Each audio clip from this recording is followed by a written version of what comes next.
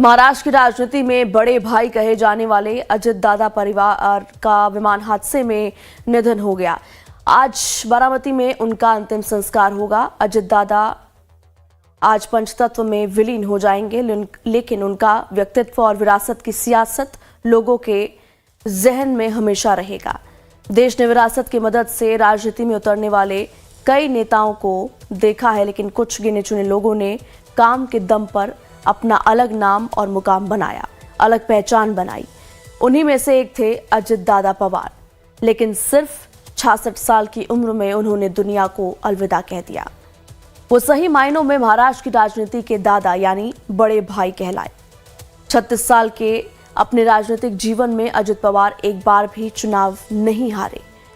एक बार लोकसभा सांसद, 8 बार विधायक और 6 बार डिप्टी सीएम होने का रिकॉर्ड तो एक बात है, लेकिन उससे भी बड़ी बात उनका व्यक्तित्व और जमीन पर आम लोगों के साथ उनके जुड़ाव ने उन्हें बड़ा और अलहदा नेता बनाया, जिसके लिए पूरा बारामती आज शोक में डूबा है, रो रहा है। बारामती के भीतर अंतिम दर्शन के लिए उमड़ा जन सैलाब जता रहा है कि अजित दादा कितने बड़े राजनेता थे। दूर जहां तक कैमरे की नजर गई, लोग ही लोग नजर आए। तो जाहिर तौर पर महाराष्ट्र में इस वक्त शोक की लहर है।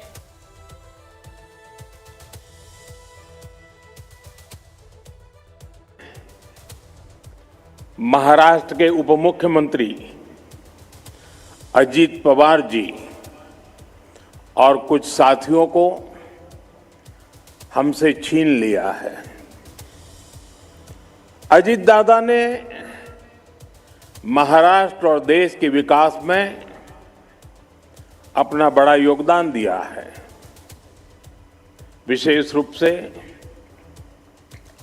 गांवों के जीवन को बेहतर बनाने के लिए उन्होंने हमेशा आगे बढ़कर काम किया।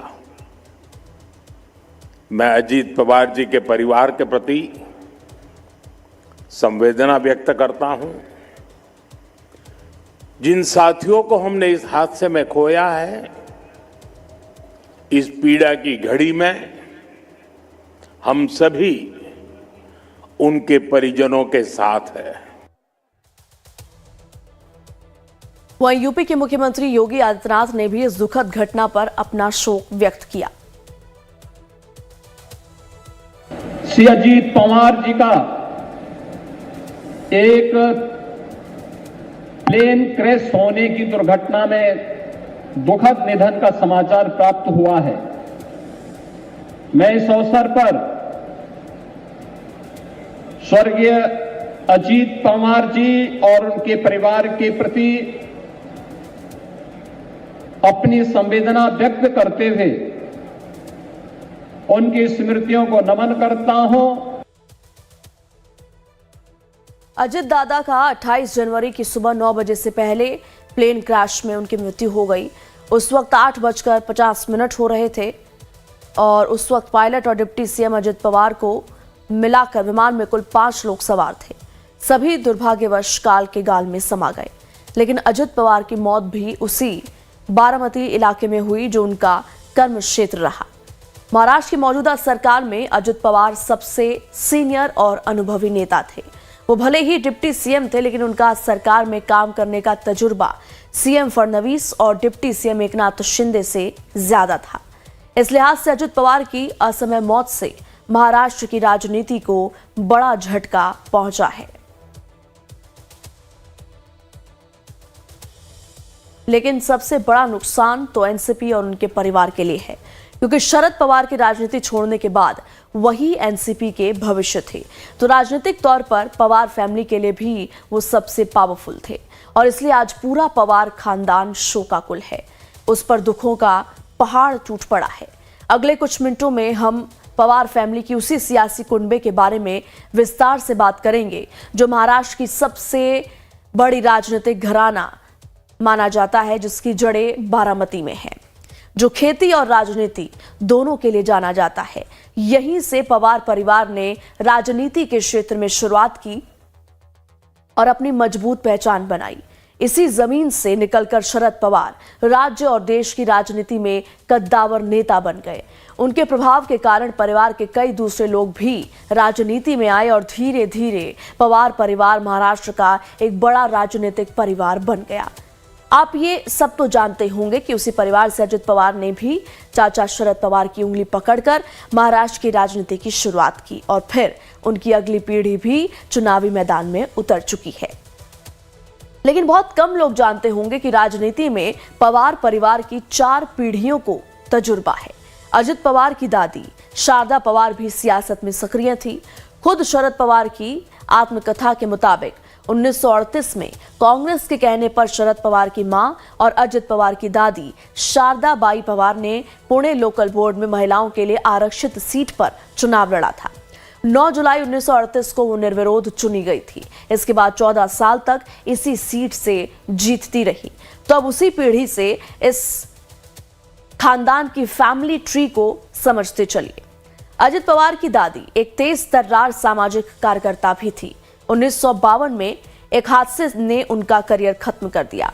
उनके पति यानी शरद पवार के पिता का नाम था गोविंद पवार। तो गोविंद पवार और शारदा पवार के कुल 11 बच्चे थे, लेकिन उनमें से 3 बच्चों के परिवार ही राजनीति के क्षेत्र में आगे बढ़े। अप्पा साहेब, शरद पवार और अनंत राव। बेटे शरद के कांग्रेस में शामिल होने के 8 साल बाद पुणे के एक अस्पताल में अजित पवार की दादी शारदा पवार ने 12 अगस्त 1975 को अंतिम सांस ली। अब शारदा पवार के उन तीनों बेटों की राजनीति की विरासत के बारे में जान लीजिए। शरद पवार के बड़े भाई अप्पा साहेब का निधन हो चुका है, जिनके 2 बच्चे हैं, राजेंद्र और रंजीत। राजेंद्र कृषि के क्षेत्र में व्यवसाय करते हैं, जबकि रंजीत वाइन इंडस्ट्री में काम करते हैं। मतलब शरद पवार के इन दोनों भतीजों का राजनीति से कोई कनेक्शन नहीं है।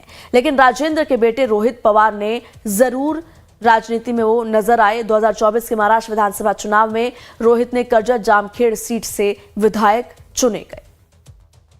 रोहित पवार राजनीति में काफी सक्रिय माने जाते हैं। वो पुणे जिला परिषद के सदस्य भी रह चुके हैं और हमेशा शरद पवार के साथ रहे हैं। लेकिन राजनीतिक तौर पर भले ही परिवार में बंटवारा हो चुका है, लेकिन परिवार में अब भी एकता नजर आती है। इसलिए अब आज सुबह जब रोहित परिवार को चाचा अजित पवार के निधन की खबर कल मिली तो फौरन वो अस्पताल पहुंचे। वो काफी भावुक दिखे, उनकी आंखों में आंसू थे। अब जानिए अजित के चाचा और परिवार के सबसे बड़े नेता खुद शरद पवार के परिवार के बारे में। शरद पवार अपने 11 भाई बहनों में 9वें नंबर पर हैं, जिन्होंने मई 1960 में महाराष्ट्र की राजनीति में एंट्री ली और फिर दिल्ली तक की राजनीति में अपनी बड़ी पहचान बनाई। वो देश के रक्षा मंत्री से लेकर कृषि मंत्री तक रह चुके हैं। पूर्व क्रिकेट सदाशिव शिंदे की बेटी प्रतिभा पवार शरद पवार की पत्नी है और इन दोनों की बेटी का नाम आप सब जानते हैं, सुप्रिया सुले, जो फिलहाल एनसीपी शरद गुट की कार्यकारी अध्यक्ष हैं और बारामती से तीसरी बार सांसद भी। 1991 में इनकी शादी सदानंद सुले से हुई। इन दोनों के 2 बच्चे जो अभी तक राजनीति से दूर हैं, एक बेटी रेवती सुले और दूसरे हैं बेटे विजय सुले। इस बड़े हादसे के बाद सबसे पहले सुप्रिया सुले अपने दादा यानी बड़े भाई के अंतिम दर्शन के लिए बारामती पहुंची थी। वो काफी भावुक नजर आई। परिवार के लोगों से लिपटकर रोती दिखी तो दोपहर तक उनके पिता शरद पवार भी हेलीकॉप्टर से बारामती हवाई पट्टे पर नजर आए। उनके साथ उनकी पत्नी प्रतिभा पवार भी दिखी। बारामती से शरद पवार ने एक बड़ा संदेश भी दिया कि राज्य इस नुकसान की भरपाई नहीं कर सकता, लेकिन साथ ही उन्होंने ये बयान भी दिया कि ये पूरी तरह एक हादसा है और इस पर कोई राजनीति नहीं होनी चाहिए। लेकिन अब हम आपको बताते हैं कि शरद पवार के भाई अनंत राव के परिवार की जानकारी क्या कुछ है। अनंत राव पवार मुंबई के मशहूर राजकमल स्टूडियो में काम करते थे, जो मशहूर फिल्म निर्माता वी शांताराम के लिए काम करते थे। अनंत राव परिवार के 3 संतान हुए, श्रीनिवास, अजित पवार और विजय पाटिल। श्रीनिवास के बेटे युगेंद्र पवार हैं तो अजित पवार के बेटे पार्थ और जय पवार हैं। श्रीनिवास के बेटे युगेंद्र पवार एनसीपी शरद गुट के जरिए राजनीति में उतरे और 2024 के विधानसभा चुनाव में बारामती सीट से अपने ही चाचा अजित पवार के खिलाफ उतरे। हालांकि युगेंद्र वो चुनाव हार गए। खानदान के बाद अब बात सिर्फ अजित पवार और उनके परिवार की। डिप्टी सीएम रहे अजित पवार की पत्नी का नाम सुनेत्रा पवार है, जो महाराष्ट्र के नेता पद्म सिंह पाटिल की बहन भी है। और सामाजिक कार्यकर्ता रही हैं। सुनेत्रा पवार ने 2024 के लोकसभा चुनाव में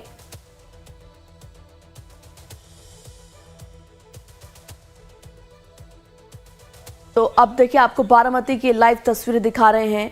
शव यात्रा निकल चुकी है अजित दादा की और देखिए यहाँ पर लोगों का हुजूम दिख रहा है। अस्पताल से निकला है और उनके शव को इस कारवां में लेकर के ले जाया जा रहा है और ये शव यात्रा जिसकी शुरुआत अभी से यहाँ से हो चुकी है। बारामती से लाइव तस्वीरें आपको दिखा रहे हैं। अपने अंतिम सफर पर अजित दादा और तैयारियां वहीं दूसरी तरफ देखिए अंतिम संस्कार की भी कर ली गई हैं।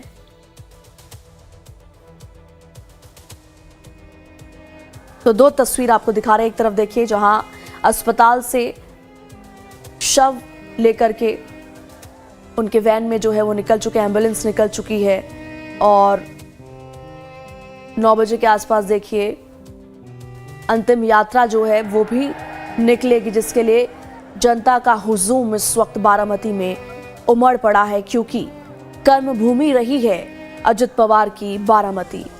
और संयोग देखिए, नियति देखिए कि इसी जमीन पर उन्होंने अपनी अंतिम सांस ली और दुर्घटना हुई बारामती में।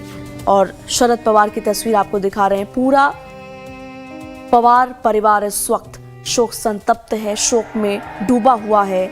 वहीं दूसरी तस्वीर उस स्थल की है, शमशान घाट की है, जहां पर अंतिम संस्कार होना है अजित पवार का, अजित दादा का। बहरहाल आपको बारामती से लाइव तस्वीरें। बारामती के हर दिल में इस वक्त दर्द है, हर आंख में आंसू हैं, क्योंकि गढ़ है बारामती अजित पवार का। और यहाँ की जनता जब से ये खबर मिली फूट फूट कर रो रही है।